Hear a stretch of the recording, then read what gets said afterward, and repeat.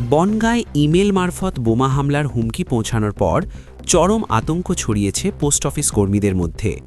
হুমকির ইমেলটি পাওয়ার পরই তড়িঘড়ি করে বনগাঁর বিভিন্ন পোস্ট অফিসের কাজকর্ম সাময়িকভাবে বন্ধ করে দেওয়া হয়। নিরাপত্তার স্বার্থে দ্রুত খালি করে দেওয়া হয় সংশ্লিষ্ট পোস্ট অফিস ভবনগুলি। ঘটনায় সাধারণ গ্রাহকদের মধ্যেও উদ্বেগ দেখা দেয়। পুলিশ সূত্রে জানা গিয়েছে, ইমেলের মাধ্যমে বিস্ফোরণের হুমকি দেওয়া হয়েছে বলে অভিযোগ। খবর পাওয়ার সঙ্গে সঙ্গেই ঘটনাস্থলে পৌঁছায় পুলিশ ও বোম স্কোয়াড।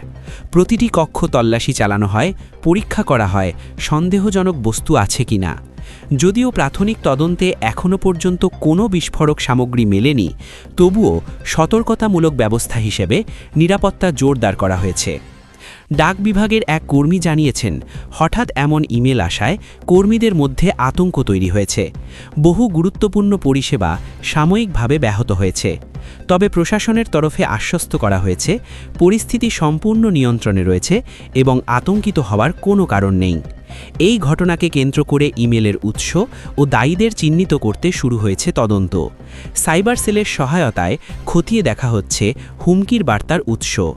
বনগাঁর মানুষ এখন অপেক্ষায়, কবে পুরোপুরি স্বাভাবিক হবে পরিষেবা আর কাটবে এই অজানা আশঙ্কার মেঘ।